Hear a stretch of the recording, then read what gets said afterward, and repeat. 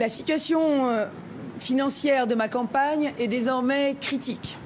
Nous n'avons pas atteint les 5% qui nous permettraient d'obtenir les 7 millions de remboursements de l'État que nous escomptions. Ces 7 millions de remboursements manquent pour boucler le budget de la campagne. Les Républicains ne peuvent pas faire face à ces dépenses. Je suis endetté personnellement à hauteur de 5 millions d'euros. C'est pour cela que je lance ce matin un appel national aux dons à tous ceux qui m'ont apporté leur suffrage, mais aussi à tous ceux qui ont préféré hier le vote utile. Et enfin, à tous les Français qui sont attachés au pluralisme politique et à la liberté d'expression. J'ai besoin de votre aide d'urgence d'ici le 15 mai pour boucler le financement de cette campagne présidentielle. Vous pouvez donner en ligne sur le site valeriepécresse.fr. Il en va de la survie des Républicains et au-delà de la survie de la droite républicaine. On peut faire ça. Qui a envoyé la dame?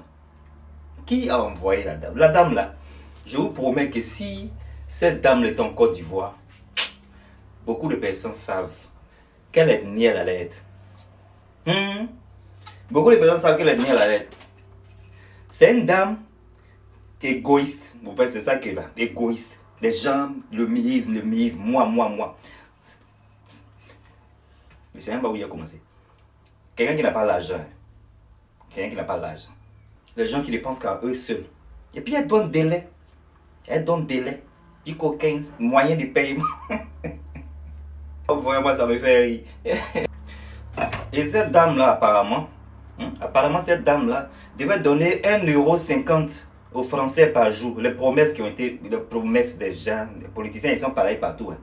C'est-à-dire, ils sont pareils partout, quoi. Même père, même mère. Madame Crépès, c'est son nom, je crois, Crépès. Lou, non aussi. Les gens doivent cotiser pour toi ta dette de 5 millions d'euros. Franchement, c'est choquant, quoi. C'est vraiment choquant. Et il y a un point aussi qui est intéressant. C'est une bafloteuse aussi, celle-là. Je pense que c'est une bafloteuse parce qu'apparemment, son patrimoine était à plus de 10 millions. Elle était la plus riche des candidats. Son patrimoine. C'est pas flotterie, c'est vrai. Ou bien, je ne comprends pas. Oui, c'est ça. 10 millions, son patrimoine s'élève à 10 000. Son patrimoine s'élève à 10 millions. Oui, c'est ça. Parmi tous les, je crois, c'était 11 candidats présidentiels. Puis c'est pas par flotterie aussi, c'est quoi? Parce que toi, tu vas être la plus riche. Et aujourd'hui, tu vas venir demander à ce qu'on t'aide à rembourser là. Et la même dame aussi a une villa apparemment de plus de 2 millions d'euros qu'elle a voulu cacher. Mais apparemment, apparemment, il y a beaucoup de trucs qui se passent. Une villa de plus de 2 millions d'euros qui a failli ne pas être déclarée comme les gens ne déclarent pas les travailleurs. Bon, bref. Et pendant la campagne aussi, on dit madame lançait des pics. Genre, elle, voilà, elle pour le boulot, elle n'est pas, voilà, ceux qui aiment les assistants sociaux, là, voilà. Madame, elle, c'est le boulot. Parfois, tu te demandes, si elle a mis la honte de côté pour venir, voilà, demander à ce que les gens lui donnent de l'aide, l'assistent, et que franchement c'est chaud, quoi. Voilà, donc donnez-lui, voilà, aidez la dame pour que les 5 millions, tous les Français, beaucoup de personnes même, il y a plein de galères français.